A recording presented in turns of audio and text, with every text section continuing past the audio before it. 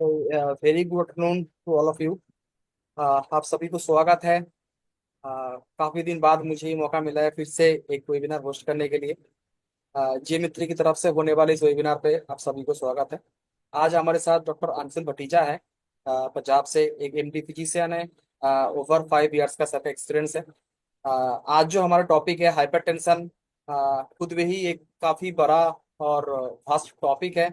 इसको जानने के लिए, एक्सप्लोर करने के लिए हम आशा करेंगे डॉक्टर अंशुल इसके बारे में हमें और हमारे सारे हेल्थ पार्टनर को थोड़ा सा आइडिया दे। और प्लेटफॉर्म सबके लिए ही ओपन रहेगा। एक बार सर अपना लेक्चर डिलीवर कर दे तो आप लोग भी सर से इंटरेक्ट कर पाएंगे, उनसे क्वेश्चंस पूछ पाएंगे। डॉक्टर साहब, I welcome you, please. Thank you so much.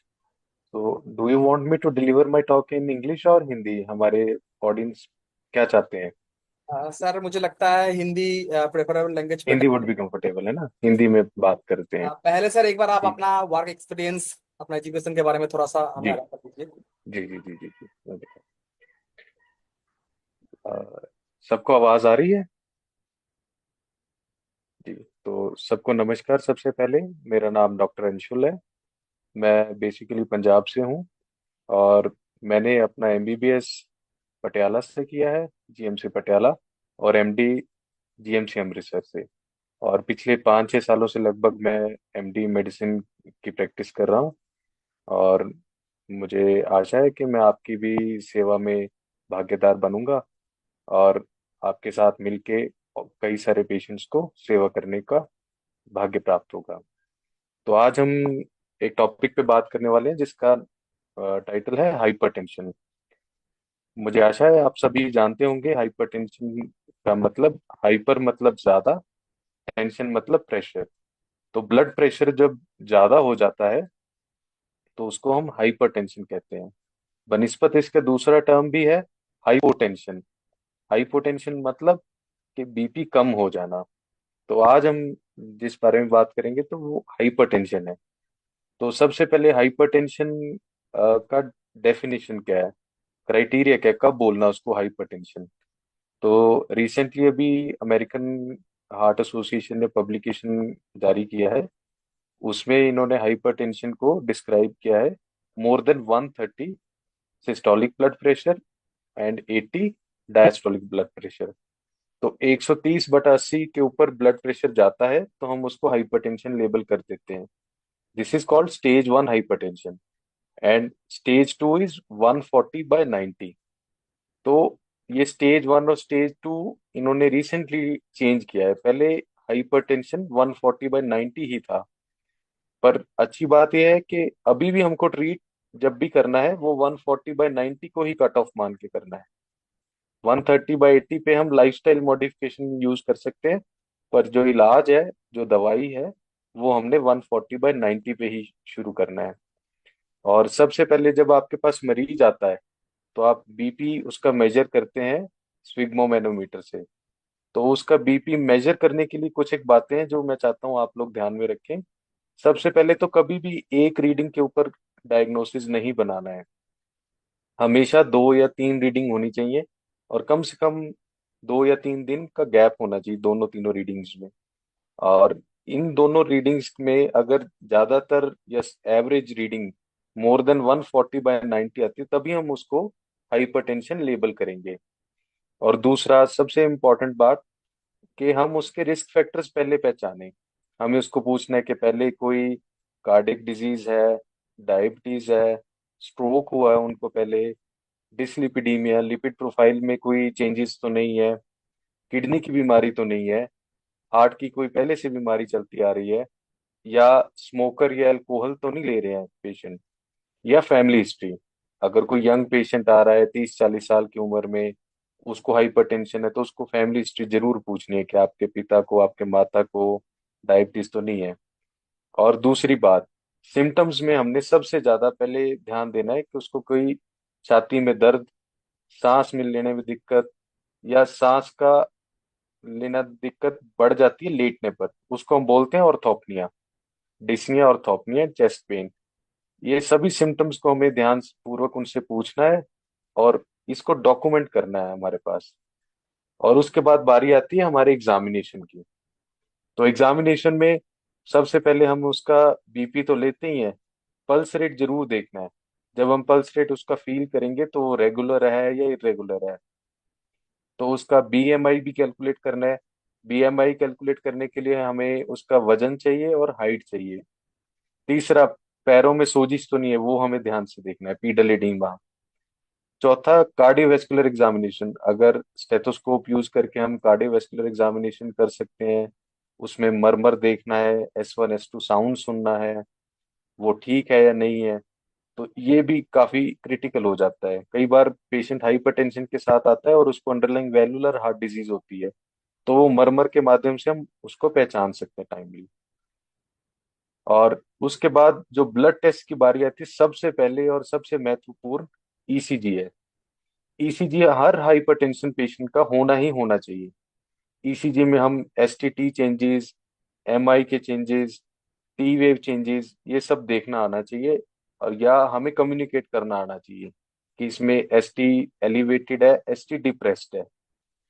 और दूसरा, उसके बाद अगर ईसीजी करवा लिया है, वो ईसीजी नॉर्मल है, तो बाकी पैरामीटर जैसे CBC, LFT, RFT, electrolytes, lipid profile और शुगर के टेस्ट, खास करके फास्टिंग अगर पेशेंट खाली पेट है, और अगर खाली पेट नहीं है तो रैंडम ब्लड शुगर के टेस्ट करने अनिवार्य हैं इन पेशेंट्स में। और यूरिन रूटीन भी देखा गया है, प्रोटीन यूरिया कुछ एक पेशेंट्स में early detection of heart disease and kidney disease के लिए कारगर रहा है।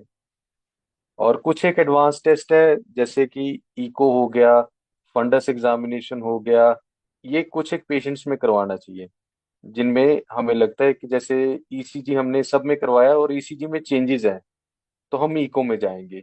इको में क्या देखना है हमें? लेफ्ट वेंट्रिकुलर हाइपरट्रॉफी और सिस्टोलिक डिसफंक्शन, डायस्टोलिक डिसफंक्शन, ये हमें देखना पड़ेगा। खास करके हार्ट फेलियर के पेशेंट्स में इजेक्शन फ्रैक्शन का भी ध्यान रखना पड़ेगा। तो इजेक्शन फ्रैक्शन भी अगर कम है तो पुअर प्रोग्नोसिस डिनोट करता है। फंडस, आंख का पर्दा देखना, जिसमें हमारे हाइपरटेंशन लॉन्ग स्टैंडिंग केसेस हैं, उनमें एंड ऑर्गन डैमेज हो जाता है तो फंडस में चेंजेस भी आते हैं, तो वो भी एक जरूरी मार्कर है। तीसरा, renal artery Doppler. Renal artery Doppler में हमें थ्रोम्बोसिस डायरेक्ट डिटेक्ट करना पड़ता है। ये भी एडवांस टेस्ट है, कुछ एक पेशेंट्स में करना पड़ेगा, सभी में नहीं करना है। और next is carotid ultrasound. Carotid ultrasound भी हमने देखना है कि कैरोटिड आर्टरीज में प्लाक्स तो नहीं बन रहे हैं, थ्रोम्बोसिस तो नहीं हो रहा है, तो ये देखना भी बड़ा जरूरी हो जाता है। और इसके बाद हम आते हैं कि हमने मरीज आया, उसको हमने पहले बीपी चेक किया, दो रीडिंग्स ली, उसके बाद हमने एग्जामिन किया, कुछ एक ब्लड टेस्ट करा लिए। तो अब आते हैं हम इलाज पर कि ट्रीटमेंट किसको जो करना है और कितना करना है। तो ट्रीटमेंट मैंने जैसे ही बताया आपको, एक ही कट ऑफ आपने याद रखना है, 140/90, और वो भी ऑन 2 और 3 readings, at least 24 to 48 hours apart. अगर एक मरीज की एक ही रीडिंग है तो उसको आप स्टार्ट मत करिए हाइपरटेंशन के ट्रीटमेंट के लिए। अगर दो या दो से ज्यादा रीडिंग्स हैं, 140/90 ब्लड प्रेशर कंसिस्टेंटली ज्यादा है, तो आप उसको ट्रीटमेंट स्टार्ट करना है। तो सबसे पहले क्या है, नॉन फार्माकोलॉजिकल, कि दवाई के बिना क्या क्या कर सकते हैं हम, डाइट में क्या चेंज कर सकते हैं।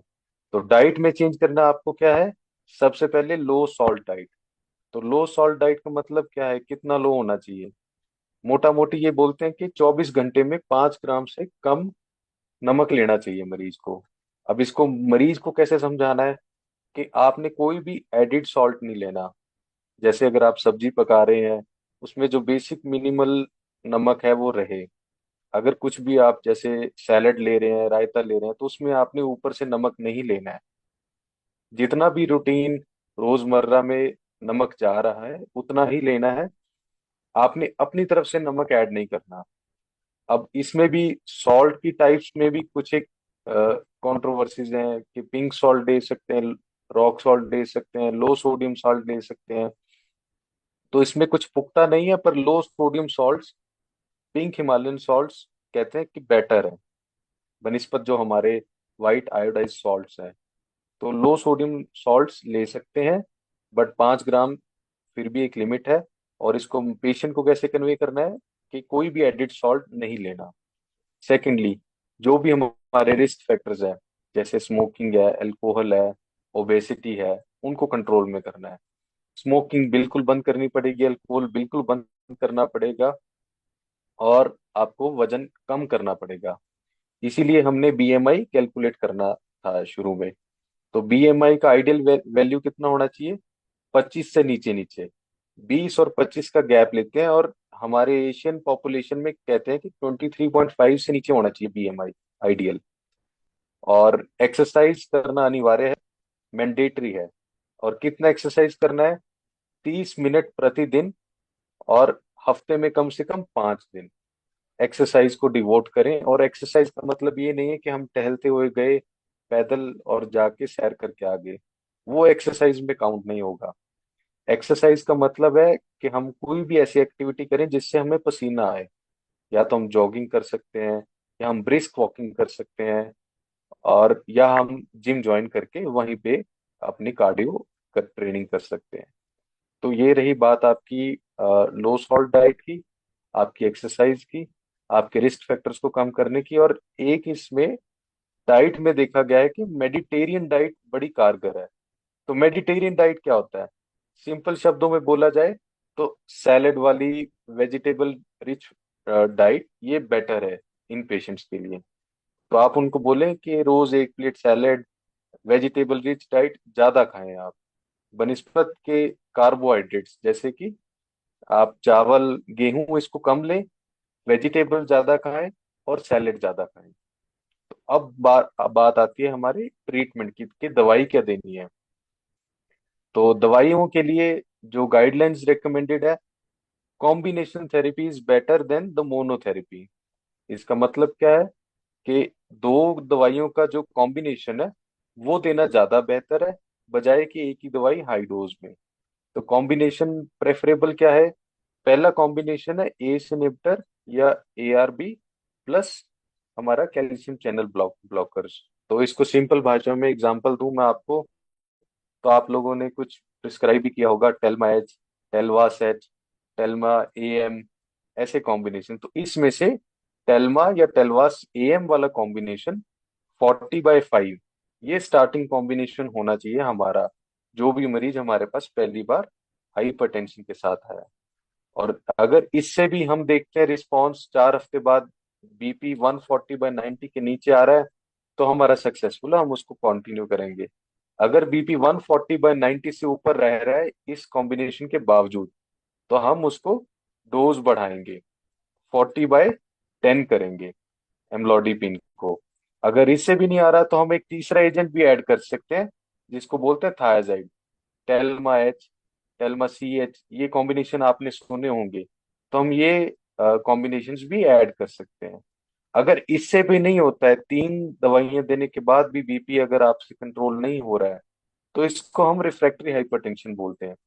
तो इसके लिए कुछ और एडवांस टेक्निक्स होती हैं, कुछ एडवांस ड्रग्स होते हैं, जो हम कंसल्टेशन में ही उसके बारे में डिस्कशन करेंगे।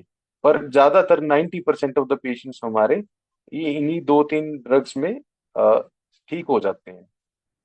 और अब मरीज पूछता है कि बीपी ज्यादा है, मुझे कोई सिम्टम नहीं है, तो मैं इसका इलाज लूं या ना लूं? तो इनका इलाज लेना जरूरी है।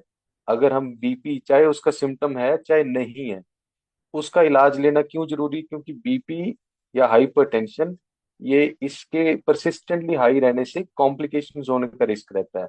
जैसे हार्ट में मायोकार्डियल इंफार्क्शन, जिसको आम भाषा में हार्ट अटैक भी बोलते हैं, सीकेडी यानी chronic kidney disease, kidney fail होने का रिस्क रहता है। तीसरा, स्ट्रोक यानी ब्रेन अटैक, ये होने का भी रिस्क रहता है।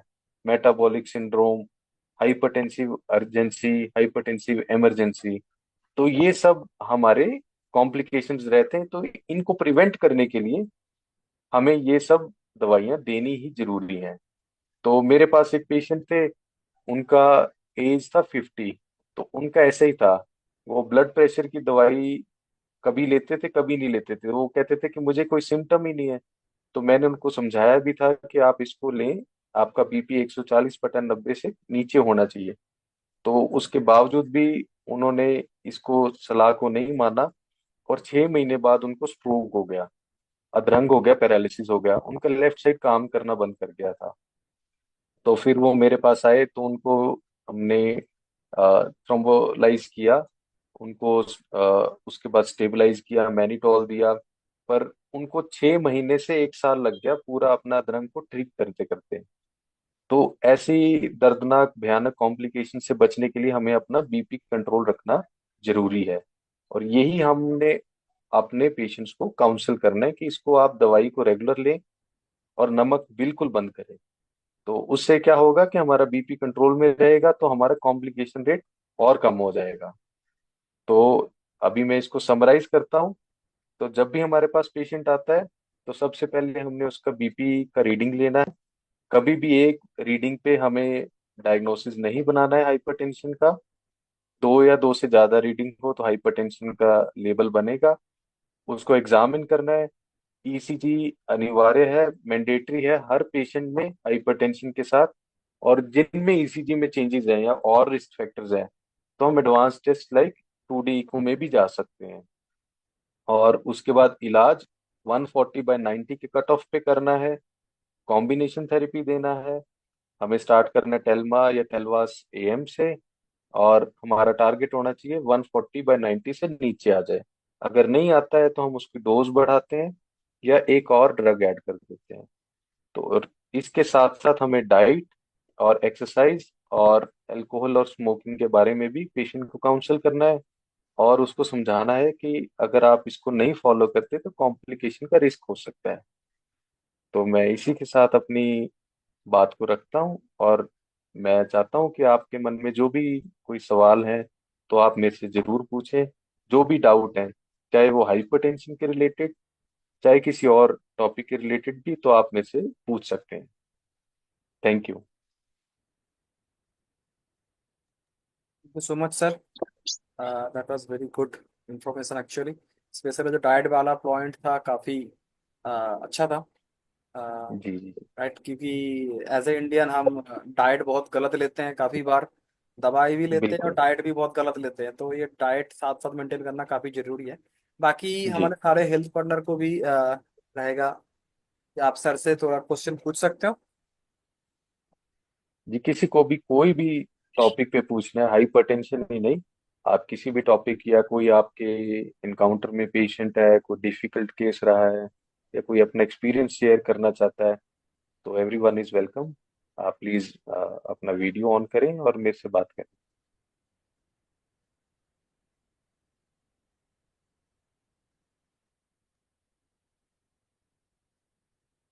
नमस्ते सर, नमस्ते। नमस्कार जी, नमस्कार। सर मैं पूछ रहा था कि अपन जैसे हाइपरटेंशन हो गया और उसमें वोमिटिंग आ रही है सर। जी जी जी। वोमिटिंग आ गई तो अपन इस पे जाएंगे क्या सर? उसके कोई ब्रेन के अंदर हेमरेज का चांस हुआ है या कोई सर ऐसा ऐसा कोई इंसिडेंस हुआ है ब्रेन में? जैसे उल्टी आती है सर, कई बार हेडेक के साथ उल्टी आती है, तो हम उसमें जी जी डरते जी। हैं कि करना क्या है कि इसके हेमरेज हो चुका है या ये मतलब उसकी तरफ जा रहा है, तो उसको कैसे सर डायग्नोज करें कि इसमें हेमरेज है और इसके अंदर ये उल्टी है? वो उल्टी कैसे आती है सर?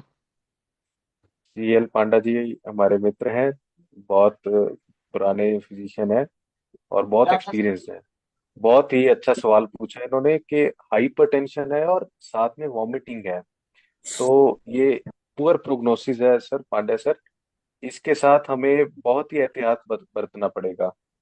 इसका आपने ठीक फरमाया कि रेज्ड आईसीएच एक पॉसिबिलिटी बनती है कि इंट्राक्रेनियल हेमरेज जरूर हो सकता है।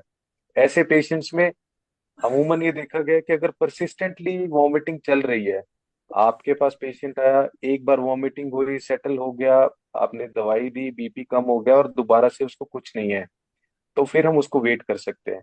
पर अगर परसिस्टेंट वॉमिटिंग है, आपने एंटी एमेटिक एजेंट्स भी दिए, आपने बीपी के लिए दवाई भी दी, और उसका कंडीशन वर्सन ही हो रहा है, तो एक NCCT head to rule out haemorrhage जरूरी है।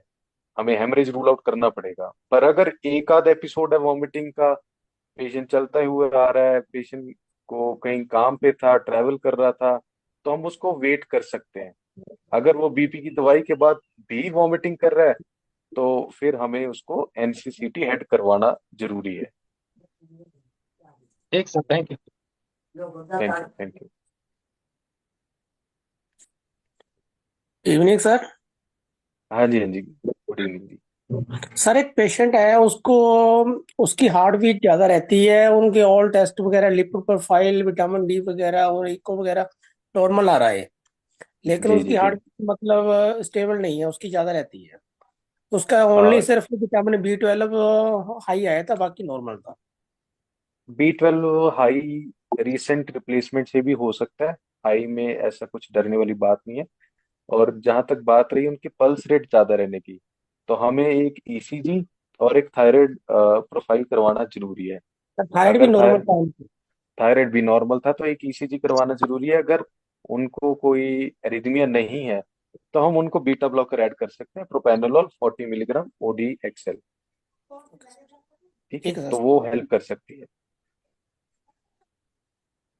आपका नाम और नमस्कार। कहाँ से आप बताइए। जो भी मेरे से कनेक्ट करें प्लीज मैं रिक्वेस्ट करूंगा, आप अपना नाम और अपना जहाँ से भी हैं, आप प्लीज बताएं। मैं sir Avinash Kumar from Nangal dam, district Ropar, Punjab से हूँ। ओके जी, ओके ओके। बहुत अच्छा लगा आपसे मिलकर। सर, मैं एमपी मध्य प्रदेश जिला सतना से हूँ सर। जी नमस्कार जी, नमस्कार जी। जी। एक पेशेंट सर आया था एक दिन हमारे पास। हाँ जी। उसका बीपी 220/95 था। इसके गोली देने के बाद भी नहीं कम हो रहा सर उसका। जी जी जी, बहुत अच्छा सवाल है आपका। 200 से ऊपर जब भी ब्लड प्रेशर जाता है जी सिस्टोलिक, तो हमें इसको हाइपरटेंसिव, अर्जेंसी और इमरजेंसी में डिफरेंशिएट करना पड़ेगा। हाइपरटेंसिव, अर्जेंसी और इमरजेंसी में फर्क ये होता है कि very high BP with end organ damage, चाहे एंड ऑर्गन डैमेज जी ब्रेन जी में हो, चाहे हार्ट में हो, चाहे किडनी में हो, तो हमें ऐसे जी कंडीशंस जी में बीटा ब्लॉकर्स आईवी देने पड़ते हैं। तो उसको देखने के लिए, एंड जी ऑर्गन जी डैमेज जी को देखने के लिए हमने एक तो आरएफटी करवाना है, हमने उसका यूरिन रूटीन करवाना है, जी और एमआरआई। एमआरआई कुछ सिलेक्ट केसेस में करवाना पड़ सकता है, उससे पहले हम फंडस एग्जामिनेशन करवा सकते हैं। और ऐसे केसेस में हमें बहुत धीरे जी धीरे करके बीपी लो करना होता है। अगर हम एकदम से बीपी लो कर देते हैं तो जी वो भी हानिकारक हो सकता है। तो आपने उस पेशेंट का किया क्या था? जी जी। हमने सर उसको दर्द था सीने में तो सार्बिट्रेट टैबलेट और इको एस्प्रिन दिया तो उसका बीपी डाउन हो गया। ठीक है जी, ठीक है। तो ऐसे केसेस में हम बीटा ब्लॉकर्स हमने दे सकते हैं, आईवी। जी जी। जी जी जी। और ये मैनिटैल वगैरह सर क्या भी आता है?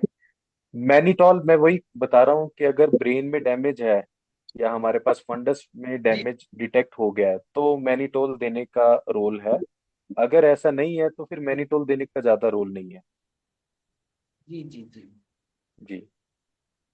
फिर उसकी टैबलेट एक क्लीनी टिपिन चल रही है, इकोस्प्रिन और क्या बोलते हैं टेल्मा सार्टेन वगैरह चल रही है सर। फिर हम रेफर कर दिए थे सपना के लिए, ज्यादा स्थिति खराब हो गई। ठीक है जी, ठीक है। तो अभी उनका बीपी कितना चल रहा है? अभी भी सर गोली खाने पर लगभग कभी 170 172। अभी एक दिन फिर 220 हो गया था तो उनका हम्म। बीपी लगभग नॉर्मल हो नहीं जा सकता। तो मेरे 7 8 विचार घंटे तक गोली का। हम्म। तो मेरे विचार से ना उनको टेल्मिसार्टन, हाइड्रोक्लोरथायाजाइड और साथ में जी अम्लोडिपिन, ट्रिपल कॉम्बिनेशन देना पड़ेगा। और उनका बीपी हमें मॉनिटर करना पड़ेगा। जी ठीक है जी। और अगर परसिस्टेंटली हाई जी रहता है जी तो जी हमें आरएफटी, यूरिन रूटीन, फंडस और एमआरआई, ये सब कराना पड़ेगा। और एक जरूरी बात है, जो ऐसे केसेस ईसीजी होते हैं। वगैरह। हाँ जी, हाँ जी, बताइए ईसीजी जी में। ईसीजी करवाए थे और खून का रूटीन जांच करवाए थे। हम्म। एलएफटी वगैरह ये सब करवाए थे उनका। जी जी जी। जी जी। ईसीजी एलएफटी में से ज्यादा सही। आरएफटी ज्यादा जरूरी है इनमें ना। जी आरएफटी, जी यूरिन रूटीन, ईसीजी। और जी अगर ऐसे केसेस में छाती में दर्द या सांस लेने में दिक्कत है तो ट्रोपोनिन आई का भी रोल है। ट्रोपोनिन जी आई जी क्वांटिटेटिव भी करवाना चाहिए। जी जी जी। तो ये जी। इकोपिन और सारी दे दिए सर, तो उसका बीपी बहुत फिर लो हो गया, फिर हमको ओआरएस वगैरह पिलाना पड़ा, फिर रेफर किए। ठीक है, चलो आपने ये ठीक किया, इसीलिए मैंने कहा कि ऐसे पेशेंट्स में एकदम से बीपी अगर हम ज्यादा लो करें तो वो भी हानिकारक है। तो हमें इनमें ग्रेजुअल जी डिक्लाइन लाना पड़ता है ब्लड प्रेशर को कंट्रोल करने के लिए। जी जी जी जी जी। जी सर। Hello sir. हाँ जी, नमस्कार जी। जी, मैं बिहार मधुबनी डिस्ट्रिक्ट से बोल रहा हूँ। जी जी सर, हाइपर टेंसिव इमरजेंसी में हम छोटे जी। से क्लिनिक में क्या मतलब कर सकते हैं कि उनको हाँ जी। चलो, इंजेक्शन अच्छा अवेलेबल नहीं है सवाल। उसके बाद? अगर देखिए, इनमें बेस्ट तो ट्रीटमेंट यही रहता है कि हमें आईवी लेबिटालोल देना पड़ता है, आईवी बीटा ब्लॉकर। अगर हमारे पास लेबिटालोल का ऑप्शन नहीं है तो हमारे पास जो भी एंटी हाइपरटेंसिव्स हैं उनको लो डोज में, जैसे टेल्मिसार्टन है तो टेल्मा एम 40/5, उसको बीडी डोज में शुरुआत करके एक सुबह एक शाम को लेके उनको रेफर कर देना चाहिए, अगर हमारे पास आईवी लेबिटालोल नहीं है। हमें बहुत जी ज्यादा अग्रेसिव होके एकदम से बीपी डाउन नहीं करना है, क्योंकि ऐसे जी पेशेंट्स का अकोमोडेशन हुआ होता है हाई बीपी पे। उनको लगता है कि 180 तक भी आएंगे तो उनको जी बीपी कम होने के सिम्टम्स आने शुरू हो जाते हैं। अगर जी 220 है बेसलाइन बीपी, अगर आप उसका एकदम से 150 160 ले आएंगे तो उसको तो हाइपोटेंशन हो जाएगा, चक्कर आएगा, वो जी। गिर जाएगा, उसको चोट लग जाएगी। तो स्लोली सर ऐसे डाउन केसेस करना में है। जी जी जी ग्रेजुअली डाउन करना है, बिल्कुल। जी जी। सर, इसमें डिपिन 10 जो है सब लिंगुअल दे सकते हैं मतलब ये? अगर चेस्ट पेन है तो हम उसको सबलिंगुअल दे सकते हैं, अगर चेस्ट पेन नहीं है तो हमें ये नहीं एंटी सर, नाइफी हाइपरटेंसिव लो नाइफी डोज। डिपिन की बात कर रहे हैं हम लोग, जो है नीडल चुभा के जो है उसको थोड़ा सा लिक्विड जो है जबान के हाँ। नीचे डाल देते हम्म। हैं, उस तरह से सर। जो नाइट्रेट्स है, निफेडिपिन है, ये जी सब जी बीपी थोड़ा रैपिडली लो करते हैं, और हम जब सबलिंगुअली देते हैं तो वो सीधा ब्लड में जाता है ड्रग, जी जी और जी जी बड़ी रैपिडली एक्ट करता है। तो जी जी उसको देने से मेरे को लगता है नुकसान ज्यादा होगा फायदे के बजाय। अगर जी चेस्ट जी पेन नहीं है तो ये प्रैक्टिस नहीं करनी चाहिए हमें। जी जी। जी। ठीक है sir, thank you. Okay ji, okay.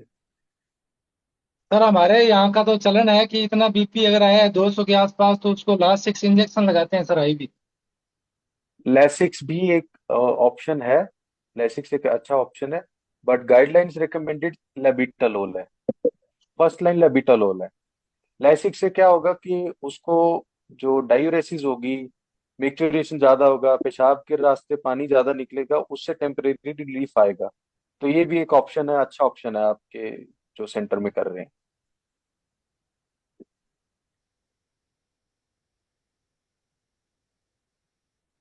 ज्यादा बढ़ा हुआ सर तो लाइसिक्स दे सकते हैं। लेसिक्स दे सकते हैं, बट वी हमें थोड़ा केयरफुल रहना पड़ेगा जी। उसमें केयरफुल क्या है कि हम एकदम से जी बीपी ज्यादा ड्रॉप ना कर दें, है ना। ये बस इतना ही ध्यान रखना है। बीपी अगर बहुत ज्यादा है, 200 या 200 से ज्यादा है, और अगर पेशेंट को एंसेफेलोपैथी है, होश में कमी आ रही है, उसको जी लग रहा है कि किडनी में भी दिक्कत आ रही है आरएफटीज में, तो ऐसे पेशेंट्स को हम बोलते हैं हाइपरटेंसिव इमरजेंसी। इनको हो सकता है तो स्पेशलिस्ट केयर में ही रखा जाए। और अगर आपको लगता है कि नहीं हमारे पास ही ट्रीट करना है, तो कोशिश ऐसे कीजिए कि ऐसे पेशेंट्स हो जिनको एंड ऑर्गन डैमेज ना हो, जो बेहोशी में ना हो, किडनी में डैमेज ना हो, आंखों में फंडस में डैमेज ना हो, ऐसे केसेस को आप अपने पास ट्रीट कर सकते हैं। हाइपरटेंसिव इमरजेंसी जिनमें फंडस में, ब्रेन में, किडनी में डैमेज है, उनको रेफर करना ज्यादा बेहतर रहता है। जी जी जी जी जी, थैंक यू सर। जी जी जी। सर मेरा एक क्वेश्चन था हाँ जी, कि हाँ जी। अगर पेशेंट हमारे पास में आता है जिसका 160 या फिर 170 बीपी है, तो हम्म। अब यहाँ से सेंटर जाने में उसको समय लगे, तो प्राइमरी ट्रीटमेंट में लोबाटालोल के अलावा और क्या दे सकते हैं उसको, कि उसको थोड़ा रिलीफ मिले, उसके बाद उसको सेंटर रेफर कर दें।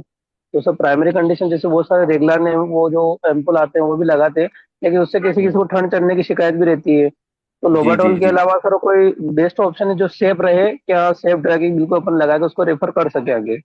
जी जी, बिल्कुल अच्छा प्रैक्टिकल सवाल है आपका। अगर पेशेंट का बीपी ज्यादा है तो हमें जी लेबिटोलॉल के अलावा क्या कर सकते हैं? तो दो जी ऑप्शंस हैं।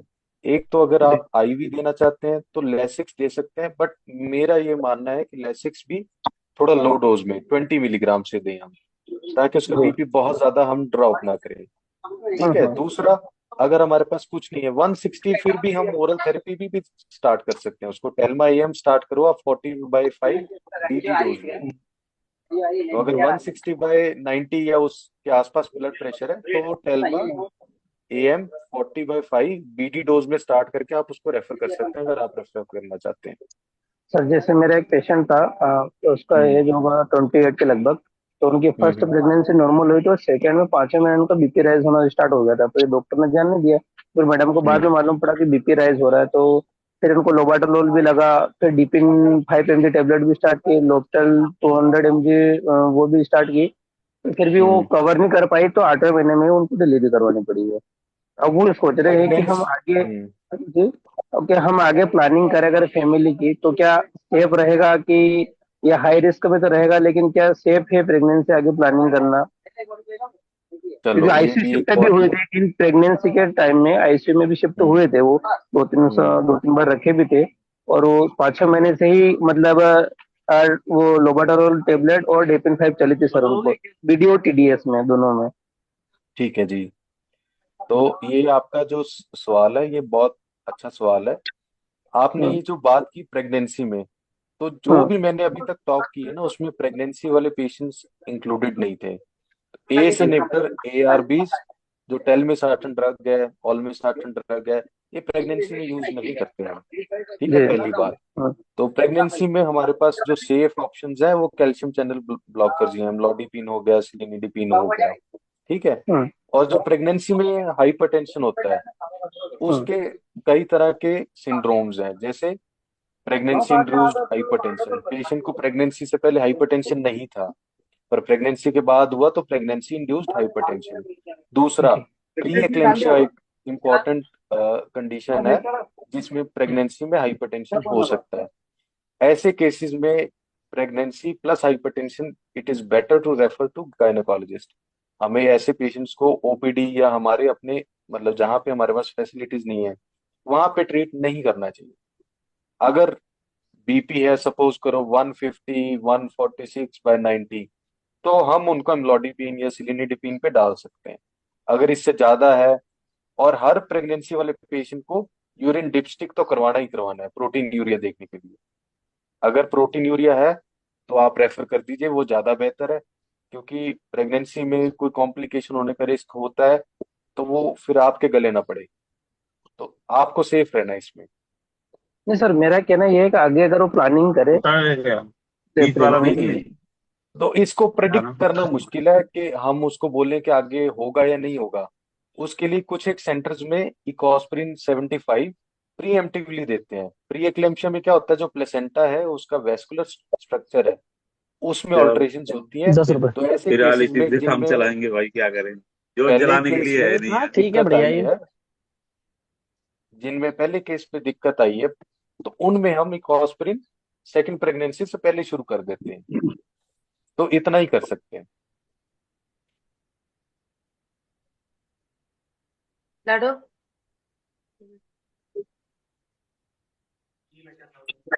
Thank you sir.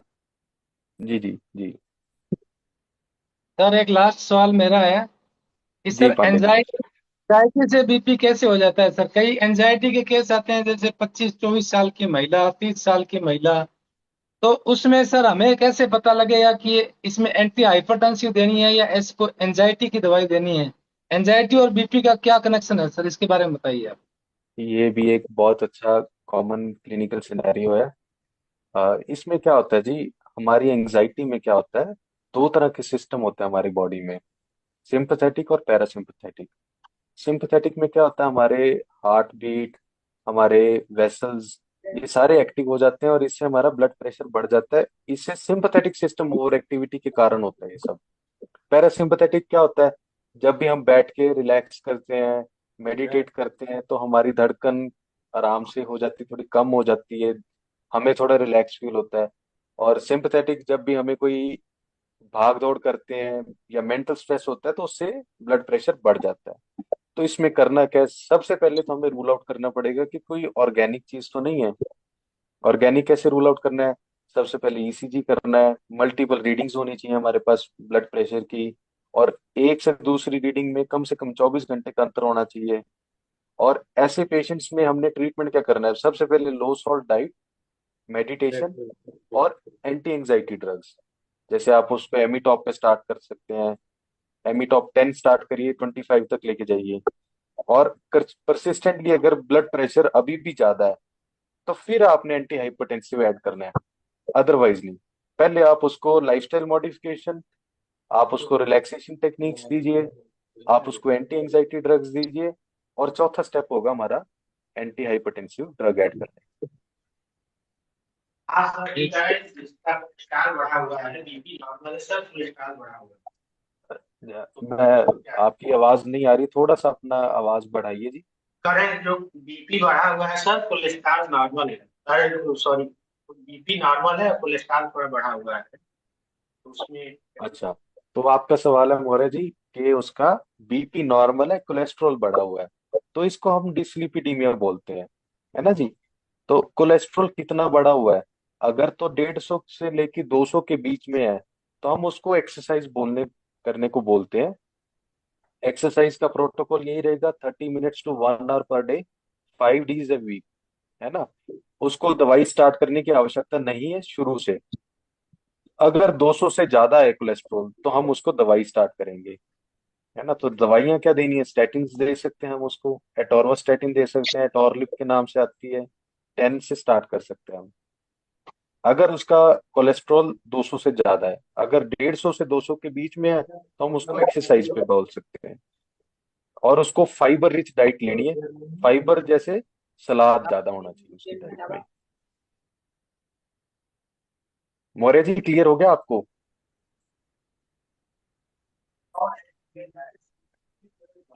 Hello sir. Hello. हाँ सर, मैं आशीष बोल रहा हूँ सर, फरीदाबाद से।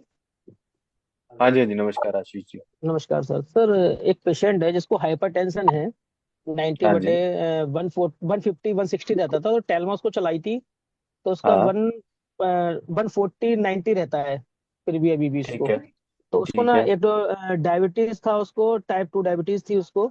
तो उसको हम्म। ग्लिमिब्राइड M2 चलाया था उसको, ठीक है जी। ग्लिमिब्राइड 2, मेटफॉर्मिन ठीक है। ग्लिमिब्राइड। तो उसको ना कंटिन्यू उसको ना एक ओवरवेट होने लगा पेशेंट।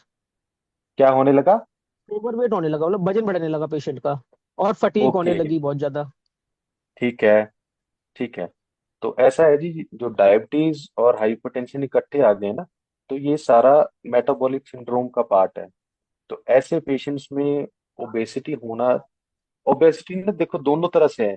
ये डायबिटीज का कारण भी है, और डायबिटीज हाइपरटेंशन होने से ये भी बढ़ता है, तो ये विशियस साइकिल बन जाता है।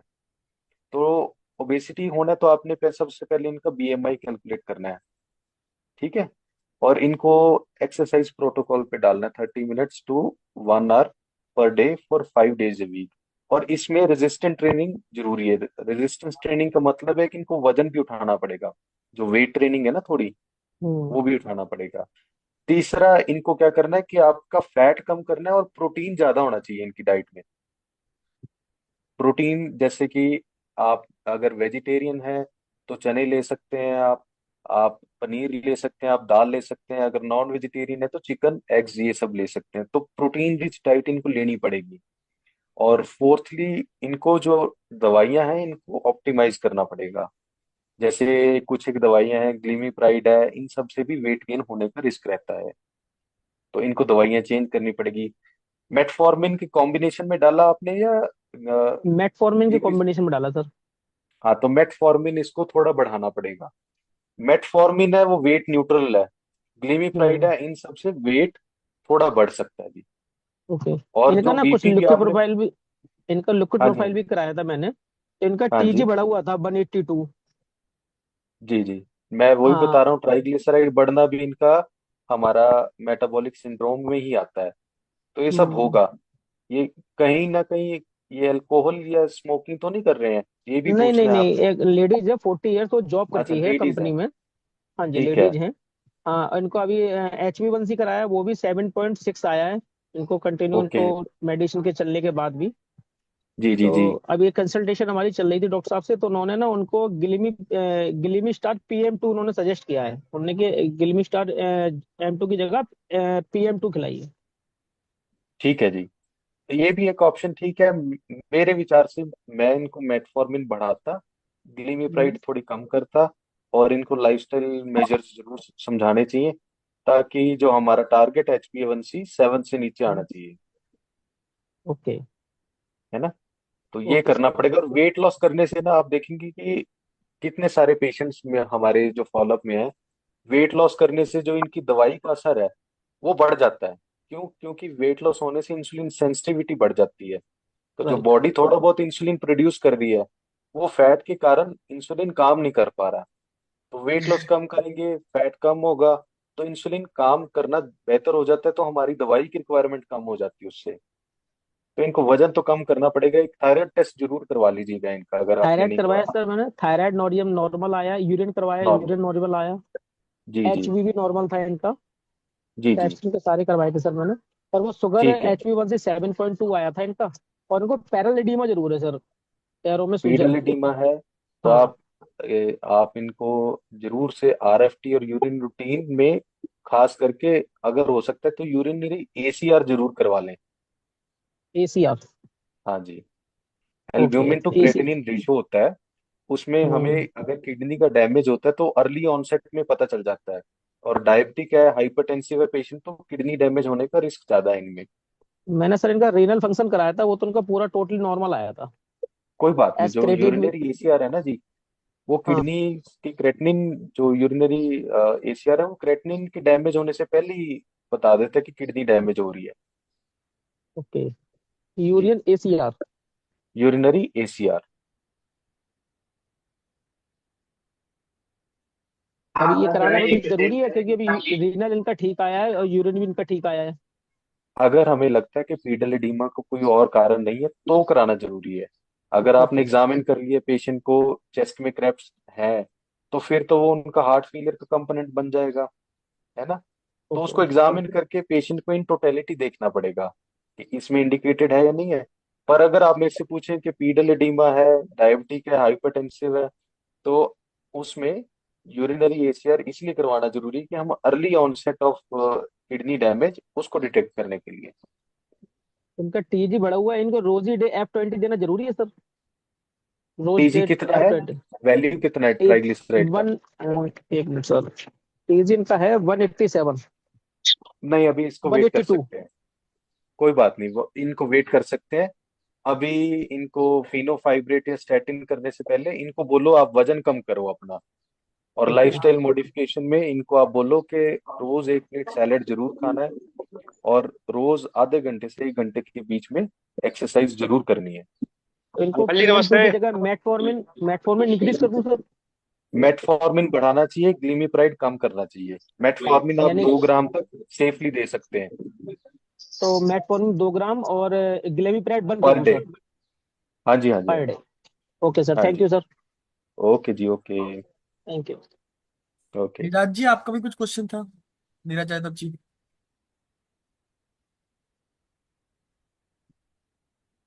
मुकेश जी, आप भी कमेंट में क्वेश्चन कर रहे थे कुछ IgE हाँ, रिलेटेड। मैं कमेंट भी देख लेता हूँ जी। आईजी का लोकेंद्र सिंह जी हैं, उन्होंने एक क्वेश्चन पूछना था, वो पूछ लिया है। रिपोर्टिंग जो है बड़ा हुआ है। मैंने किसी का फोटो भेजा था लड़के का। मुकेश जी, आपका हाँ जी, साउंड हाँ जी। बिल्कुल क्लियर नहीं है। जी सर, मैंने आपको अभी बड़ा हुआ है, 16 साल का बच्चा है, और उसके स्किन का मैं फोटो भी भेजा है चैट में।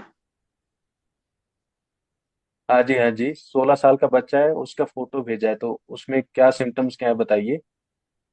आईजी सर बड़ा हुआ है। मैंने उसको मेडिसिन दिया था, सिप्रोफ्लॉक्सासिन, तो और ली 52 टैबलेट दिया था और कुछ ऐसी मेडिसिन दिया था बनाकर आयुर्वेद में। तो ऐसी कोई मेडिसिन यूज नहीं किया। जो मेडिसिन आपका सिप्रोफ्लोक्सासिन और आपका ली 52 खाया तो और उसको पिंपल्स टाइप का, दाना टाइप का हो गया। केवल एक साइड में होगा, केवल एक साइड।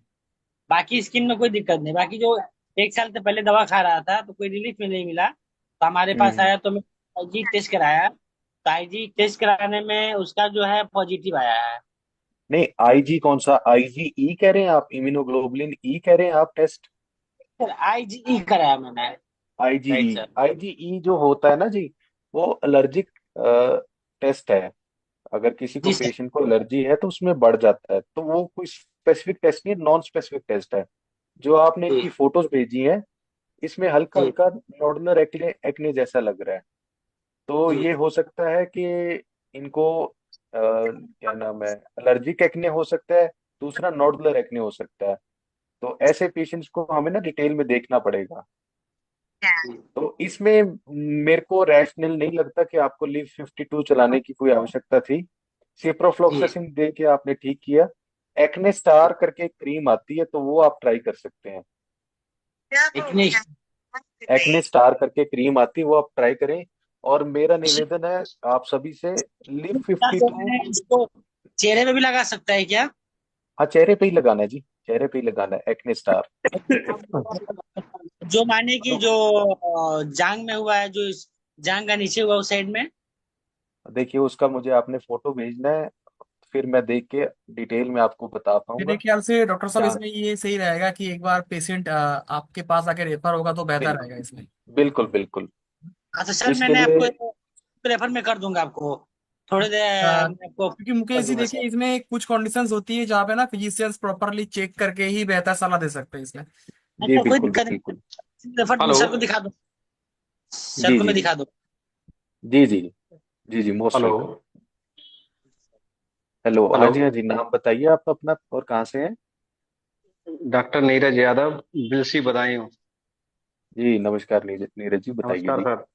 सर जी, एक 60 इयर्स की लेडीज हैं, 60 ओके। साल की। तो हाँ उनके जी। लिए बीपी, हाँ बीपी उनका हाई रहता है। हम्म। और उनके दर्द हमेशा बना रहता है पूरी बॉडी में। जी जी। हाँ। ठीक है, तो आप उनका ब्लड प्रेशर की रीडिंग बताएं कितनी है?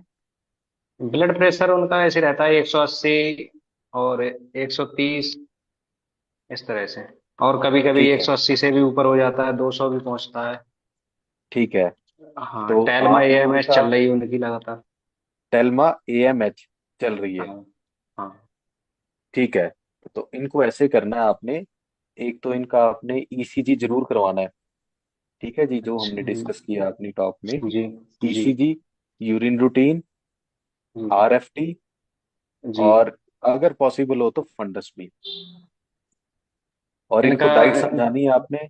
नमक बिल्कुल बंद कर दें अपनी डाइट से। जी। रोज एक प्लेट सैलेड कर लें। और इनका जी। आपने टेल्मा एएमएच बीडी डोज में शुरू कर दें आप, अगर ओडी चल रहा है तो। अच्छा सर। ठीक है। अगर इसके जी। बाद भी नहीं आएगा तो हम इसको टेल्मा को ऑल्मा कर देंगे, ऑल्मे साटन दवाई। ठीक है जी। जी सर। जी। और इनको आपने रेगुलर हफ्ते हफ्ते बाद बीपी चेक करने के लिए बुलाना है। जी। और अगर आपको लगता है कि ईसीजी में कुछ चेंजेस हैं तो आपने कंसल्टेशन ले लेना है इसके लिए। जी। ठीक है। तो नमक बंद, दवाई चेंज कर दी हमने, इनको एक्सरसाइज का समझा दिया है। और जो बदन में दर्द रहता है तो आप इनको एक एमिटॉप 10 मिलीग्राम रात को डाल दो। कौन सी बताई सर?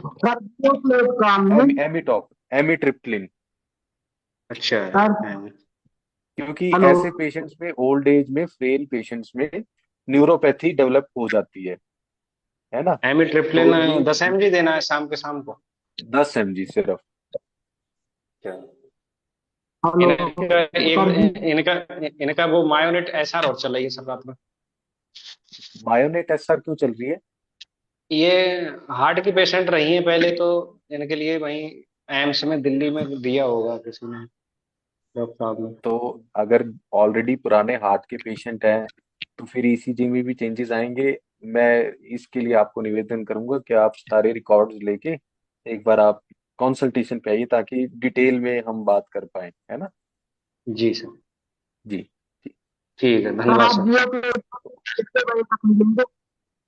मिश्रा जी, आपकी आवाज नहीं क्लियर आ रही है, बताइए थोड़ा। सर जियो प्लेटफॉर्म में आप कितने बजे से कितने बजे तक मिल सकते हैं, जैसे पेशेंट को जी दिखाना जी जी जी जी, मैं अभी कुछ दिनों के लिए शाम को 4 से 8 बजे तक अवेलेबल रहूंगा जियो ऐप में। और आने वाले टाइम में अप्रैल के बाद मई से मैं सुबह भी मिलना शुरू हो जाऊंगा आपको, है? क्योंकि मेरे प्रायर कमिटमेंट्स हैं, तो मैं इसलिए अभी सिर्फ इवनिंग में ही स्पेयर कर पा रहा हूँ टाइम। तो आने वाले टाइम में मैं आपको और अवेलेबल रहूंगा, तो इसमें कोई चिंता वाली बात नहीं है जी। नमस्कार नमस्कार। Good hello. Evening sir. Good evening हाँ सर। जी। जी जी, गुड इवनिंग जी। सर मेरा क्वेश्चन ये है कि मतलब बीपी की टेबलेट जैसे अभी नया ट्रेंड चला है, जैसे पहले अर्ली मॉर्निंग में लेते थे सर। जी जी जी तो जी जी। अब इवनिंग में भी लेने लग गए, मतलब नाइट में सर। तो कौन सा समय बेस्ट है सर? ये बहुत अच्छा आपने सवाल, मैंने नहीं कवर किया था ये अपनी टॉक में, मुझे लगा था थोड़ा ज्यादा हो जाएगा। तो ये बहुत अच्छा सवाल है आपका। इसमें क्या होता है जी, एक चीज टर्म बोलते हैं nocturnal blood pressure break through. तो जी इसमें सर। क्या होता है कि रात को 12 बजे हमारे नॉर्मल बॉडी सर्केडियन रिदम ऐसे बना हुआ है कि रात को 12 बजे हमारा एक बार बीपी शूट अप करता है। तो ये रीसेंट डेवलपमेंट है, रिसर्च में ये देखा गया है कि ये जो रीसेंट ब्रेक थ्रू है रात को 12 बजे आते हैं। तो इसलिए जो एंटी हाइपरटेंसिव की टाइमिंग है, तो उसको हमने रात को देना शुरू कर दिया आजकल। तो जी इस सर। वजह से अगर आप मेरे से पूछें, आइडियली गाइडलाइन के हिसाब से तो शाम का वक्त बेस्ट है एंटी हाइपरटेंसिव दवाई देने के लिए। जी सर। जी जी जी। क्योंकि सर पिछले तो कुछ समय से लगभग साल 2 साल से मतलब सभी फिजिशियन के पर्चे अपन देखते हैं, तो आप, पहले हाँ हाँ, अर्ली मॉर्निंग में बिल, सर रहती थी मेडिसिन, अब इवनिंग में रहती है सर। बिल्कुल बिल्कुल बिल्कुल, ये अब गाइडलाइंस में ना पिछले 2-3 सालों में ये नया कॉन्सेप्ट आया है कि रात को 12 बजे बीपी एकदम से शूट कर जाता है। और जी सर। बीपी भी कई तरह के होते हैं। अब जैसे आपके पास पेशेंट आएगा, उसका बीपी वैसे ही बड़ा होता है। हम 2 बार रीडिंग क्यों बोलते हैं? क्योंकि व्हाइट कोट हाइपरटेंशन एक टर्मिनोलॉजी है। कई बार जब हम भी डॉक्टर के पास जाते हैं तो हमें भी एंजाइटी होती है, वो एंजाइटी की वजह से बीपी बढ़ जाता है। अगर आपका बेस लाइन बीपी है 130/80, तो डॉक्टर के पास जाके बैठते हैं, हम सोचते हैं भी पता नहीं क्या बोल देंगे, अभी कौन सी नई बीमारी बता देंगे, तो उसके वजह से भी हल्का सा बीपी बढ़ जाता है एंजाइटी की वजह से। जैसे पांडे जी ने भी बताया था, एंजाइटी वाले मरीजों का बीपी बढ़ जाता है। तो ऐसे ही इसको इसीलिए हमने सिंगल रीडिंग पे नहीं लेना, क्योंकि हम उसको white coat hypertension rule out करना चाहते हैं। इसी तरीके से मास्क्ड हाइपरटेंशन भी होता है। उसमें क्या होता है कि दिन में मरीज आया आपके पास, बीपी नॉर्मल है, पर रात को 12 बजे मरीज का बीपी बढ़ जाता है। इसी को नॉकटर्नल ब्रेक थ्रू बोलते हैं, और इसकी वजह से हमने बीपी की डोजिंग, बीपी की दवाई की डोजिंग।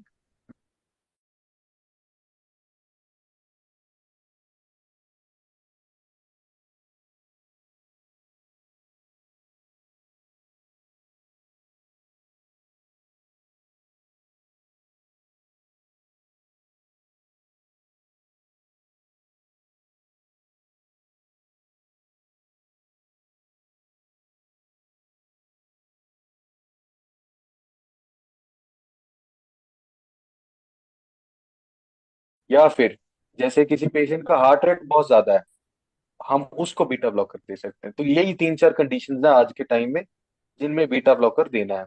अदरवाइज बीटा ब्लॉकर आज के टाइम में फर्स्ट लाइन थेरेपी नहीं है, जी सर। है ना। सर टीएसएस की वजह से भी बीपी अप डाउन हो सकता है सर? टीएसएच की वजह से भी हो सकता है, खास करके हाइपरथायराइडिज्म। जी सर। अगर टीएसएच कम है तो हाइपरथायराइडिज्म है, हाइपरथायराइडिज्म में बीपी बढ़ सकता है जी। जी सर। जी। Thank you sir. Okay ji, okay okay जी। नमस्ते। नमस्ते जी, नमस्ते। नमस्ते। शरद मालवी, मंदसौर, मध्य प्रदेश। जी जी, मालवीय जी बताइए जी, नमस्कार। नमस्कार सर। मेरा एक पेशेंट है सर, स्मोकिंग भी करता है और ड्रिंकिंग भी करता है, और उसको रोज जो पैरों में जलन होता है, दर्द होता है, सुन्नपन होता है, तो उसमें क्या अपन न्यूरोकाइंड वगैरह लगाए, इंजेक्शन वगैरह? चलो, ये भी एक अच्छा सवाल है कि पेशेंट स्मोकर है, अल्कोहलिक है और हाँ उसको पैरों में सूनपन रहता है। हाँ। देखिए, जलन, सबसे अंदर पहले, जी जी जी, जलन भी। जलन भी होती है। तो सबसे पहले तो ये दो तरीके की बीमारियां हो सकती हैं। एक तो पेरिफेरल आर्टीरियल डिजीज बोलते हैं, जैसे हम हार्ट में बोलते हैं कि ब्लॉकेज आ गया तो एमआई हो गया। उसी तरह हाँ। से हमारे पैरों की भी आर्टरीज होती हैं, उनमें भी ब्लॉकेज आ सकती है। स्मोकिंग सबसे बड़ा रिस्क फैक्टर है उस चीज का। अच्छा अच्छा। अगर ऐसा है तो हम उनका एक तो डॉपलर कराएंगे लोअर लिम्ब का, लोअर लिप आर्टीरियल का। प्लस वीनस अच्छा अच्छा। डॉपलर। दूसरा, जैसे आपने बोला कि न्यूरोकाइन लगाना है, तो उससे पहले मैं बी 12 लेवल्स करवाना चाहूंगा जी। अगर B12। उनका बी 12 लेवल कम है, जैसे वो अल्कोहलिक है, तो ये भी एक रिस्क फैक्टर है बी 12 लेवल कम होने का। अगर उनका बी 12 लेवल कम है तो न्यूरोकाइन लगाने का फायदा होगा। अगर उनका बी 12 लेवल ऑप्टिमल है या ज्यादा है, फिर उसका फायदा नहीं होगा, फिर हमें पेरिफेरल आर्टीरियल डिजीज की लाइन पे सोचना पड़ेगा। हाँ। तो अगर वो है तो हमें फिर वो एंटी थ्रोम्बोटिक एजेंट, स्टैटिन्स, ये सब देना पड़ेगा जी। तो सर इसमें इन्वेस्टिगेशन वगैरह क्या कराएं अपन, ताकि पेशेंट को अपन सही इलाज दे सके, सही राय दे सकते हैं। जी जी जी, सबसे पहले तो इन्वेस्टिगेशन में लिपिड प्रोफाइल कराएं आप। दूसरा, लिप। डॉपलर। हाँ। तीसरा, एक आरएफटी जरूर करा लें ऐसे पेशेंट्स में। और चौथा, बी 12 लेवल्स। अच्छा, B12 हाँ, ये ठीक है। चार टेस्ट तो अनिवार्य है। बाकी आप रूटीन करवाना चाहें तो एड ऑन करवा सकते हैं आप। सर डॉपलर में कहाँ कहाँ का होगा, जिस पैर में होता है उसी का डॉपलर डॉपलर पैरों होगा। का, दोनों पैरों का, लोअर लिम्ब का, आर्टीरियल प्लस वीनस ऐसे लिखना आपने। अच्छा डॉपलर अच्छा। बाइलेटरल लोअर लिम्ब, हम्म। आर्टीरियल प्लस वीनस, है अच्छा। ना। तो ये अल्ट्रासाउंड के एक मोड होता है, अल्ट्रासाउंड के ही मोड में ये करते हैं जो रेडियोलॉजिस्ट हैं। रेडियोलॉजिस्ट कर देगा। जी जी जी जी। कि फिर ये रिपोर्ट मैं आपको दिखा दूंगा। हाँ जी, हाँ जी। आप इसमें श्योर। कब मिलते हैं जियो पे सर आप। जियो में मैं शाम को 4 से 8 के बीच में मिलता हूँ।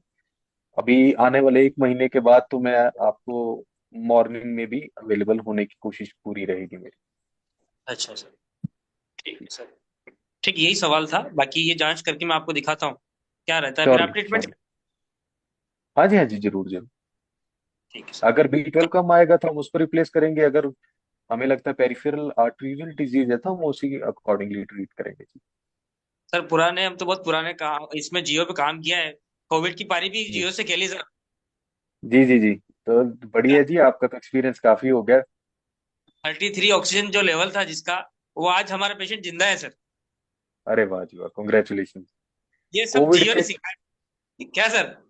जी जी, बिल्कुल बिल्कुल, बहुत अच्छी बात है जी। के ऐसे तिवारी ही, थे।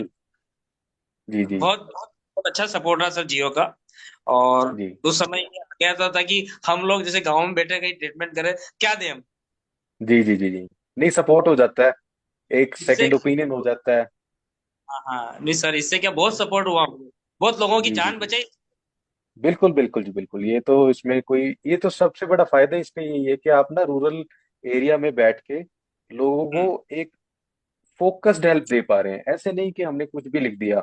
अगर हमें लग नहीं। रहा है कि ये हमें पता है, ये लिख दिया, अगर हमें लग रहा है कहीं हमें डाउट है, तो हम ऐसे कंसल्टेशन करके सपोर्ट ले सकते हैं।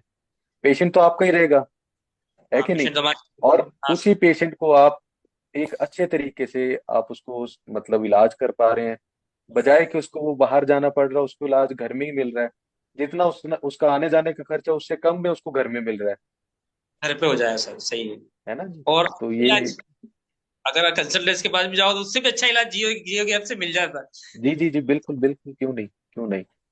बहुत बहुत सिखाया मेरे को जियो ने, और मुझे अब मैं अब चलाना ही बंद कर दिया। आज मीटिंग में पहली बार आया मैं। जी जी, नहीं नहीं, चलो अच्छी बात है, आप मिलते रहिए जी, ऐसा कुछ नहीं है। एक्सपीरियंस अच्छा दे जियो दिया पे जियो बहुत ने। महसूस होता है। हाँ सर। जी, हेलो। बताइए। हाँ जी, हाँ जी, हाँ जी, मिश्रा जियो जी। पे, जियो अभी हमने 3 महीने से लिया है तो अच्छे पेशेंट ठीक किए हैं, वे जो नागपुर वगैरह जाने के बाद भी यहाँ ठीक करवाइए सर। चलो, बहुत अच्छी बात है जी, बहुत अच्छी बात है। यहाँ ऐसे ही पर एक सेवा करें। छोटे से गांव। जी। तो अच्छा सपोर्ट मिला, अच्छा हमें लगा। आप लोगों का आशीर्वाद सब मिले इसी तरह। नहीं हम नहीं, ये लोग जब क्या जी जियो ने नहीं नहीं, ये डॉक्टरी तो करना टीम वर्क है जी। क्या सर? जी जियो ने जो गांव में जो बैठे हुए जो लोग हैं, जिनने जियो हम्म। जियो जो से ज्वाइन किया है, जी जी क्या सर, तो वो जी। लोग के डॉक्टरी होती क्या है? हम्म। नहीं, वही बात आ गई ना जी, कि या इससे क्या हो रहा है कि इससे जियो से क्वालिटी मैं बढ़ रही है जी, क्वालिटी ऑफ ट्रीटमेंट इंप्रूव हो रहा है। सर, आप न्यूरोलॉजिस्ट को देख लो, एमबीबीएस मिल जाएगा आपको, हार्ट वाला डॉक्टर 5 मिनट में अवेलेबल हो जाएगा। जी जी जी इसका भी डॉक्टर आप अवेलेबल हो जाएगा, हाथों हाथ पेशेंट को भी जानकारी मिल जाए, पेशेंट भी ठीक हो जाए। जी। और मतलब अपन ही सब कर सकते हैं बैठे बैठे। बिल्कुल बिल्कुल जी, बिल्कुल बिल्कुल। मैंने जियो में भी पेशेंट को दिखाया था, लीवर का एलएफटी जी प्रॉब्लम थी। सर अभी बहुत बेस्ट है, पेशेंट ठीक भी हो गया, अभी जॉब करता है, गवर्नमेंट टीचर भी है। जी और जी जी मुझे तो जियो से बहुत फायदा मिलता है, मेरे को बहुत सपोर्टेड मिल रहा है। जी मतलब बाकी तो सर बहुत बेस्ट है कि जो हमारे पास अवेलेबल डॉक्टर मिल जाते हैं, और मैं 10-15 मिनट के अंदर में सपोर्ट मिल जाते हैं सर। जी जी जी जी। तो काफी अच्छा चीज भी, सारे पेशेंट को रिस्पांस मिलता है अभी तक। बहुत अच्छी बात है जी, इसको ऐसे ही कंटिन्यू रखना है और ऐसे ही मरीजों की सेवा में रहना है। एक चीज मेरी सबसे निवेदन है कि हम सब ने मिलके अच्छे ब्रांड्स की अच्छी क्वालिटी दवाई देनी है, और ये जो लोकल दवाई है उनसे परहेज करना है ना, क्योंकि सर रिस्पॉन्स मैंने आने में दवाई की क्वालिटी भी बहुत इंपॉर्टेंट रोल प्ले करती है जी। जियो का मेडिसिन भी मंगा के रखा है, मैंने जी जी देखिए जी जियो जी। का रखा है। बहुत अच्छी बात है जी, बहुत अच्छी बात है। आई टोटल जी जी जी जियो का जी। मेडिसिन में बहुत अच्छी। बस। सर मुझे सर एक ही चीज से आप सपोर्टेड चाहिए, हाँ मैं जी। जियो में ही कहना कि जो मुझे सर्टिफिकेट, जब मैंने एप्स को लिया था, जियो लिया था मैंने, हाँ और जी। जो हाँ जी। मुझे सर्टिफिकेट की गई थी, हम्म, इसमें जो था एक्सपायरी डेट जो था 16 जुलाई 2022 में था, ठीक है। अभी मैं जी यही कहना चाहता हूँ सर, जियो में जो प्रैक्टिशनर को जो लिया है ऐप से, उसको नई सर्टिफिकेट को देने का प्रयास करे, ताकि जी मुझे मे, मेरे पास जो भी मतलब कि सीएमओ वगैरह आते हैं, या एडिशनल अधिकारी आते हैं, ये थोड़ी प्रॉब्लम हमें होती है, बोलते हैं कि नहीं जियो आप चला रहे हैं, किस तरह से आप प्रैक्टिस कर रहे हैं। तो सर मैं इससे रिक्वेस्ट करूंगा कि सर्टिफिकेट न्यू प्रोवाइड करने की प्रयास करें जियो। मुकेश जी, जी। मैं आपका यस डॉक्टर साहब, जी थैंक जी यू जी प्लीज। एक्चुअली। डॉक्टर साहब तो देखिए एक फिजिशियन है, तो सर का काम पेशेंट देखना, कंसल्ट करना है। मुकेश जी, आपसे टीम प्रॉपरली कनेक्ट कर लेंगे पर्सनली, आपका सर्टिफिकेट रिलेटेड, और आपको बिल्कुल जो भी आपका सर्टिफिकेट रिन्यू करवा के दिया जाएगा। आप एक बार हमारा हेल्पलाइन नंबर पे भी कॉल करके पूछ सकते हो, या फिर मैं भी इस वेबिनार के बाद हमारा टीम को मैं इत्तला कर दूंगा कि आपसे पर्सनली कनेक्ट करके आपका जो भी समस्या है उसका समाधान करा जाए। बिल्कुल सर, आपसे रिक्वेस्ट है कि थोड़ा प्रयास बिल्कुल बेस्ट बिल्कुल रहेगा, आप मुकेश कर जी, देंगे। आप बिल्कुल बेझिझक रहिए, टीम आपसे खुद कनेक्ट कर लेंगे इसके रिगार्डिंग। और और मैं तो सपोर्ट करता ही, जियो का हमेशा सपोर्ट करता हूँ। बिल्कुल और बिल्कुल आज भी मुकेश जी, पेशेंट आ रहा है, जो पेशेंट स्किन वाला है, तो मैं सर को दिखाने का प्रयास कर रहा हूँ, पेशेंट में बिल्कुल जिससे बिल्कुल। मेरे नहीं, पास आ रहा है। आप सर को रेफर कीजिए, एक बार सर को कंसल्टेशन बुक करके रेफर कीजिए, सर बिल्कुल इनका ट्रीटमेंट आपको देंगे। हाँ जियो पे सर मिल जाएंगे, तुम सर को मैं दिखाता हूँ। बिल्कुल बिल्कुल मुकेश जी। बाकी हम वेबिनार की एंड तक आ चुके हैं मेरे ख्याल से। सर ने काफी कीमती 1 घंटा हमें दिया है। बहुत बहुत धन्यवाद नरेंद्र मलिवा जी को, सत्येंद्र मिश्र जी को, और जिन्होंने लास्ट में आके जियो का काफी गुणगान किया, अच्छा बताया, और जिन्होंने भी क्वेश्चन पूछा है काफी वैलिड क्वेश्चंस थे। काफी अच्छा इंटरेक्टिव सेशन था। सर ने भी उनको वेल एक्सप्लेन किया, thank you so much sir once again.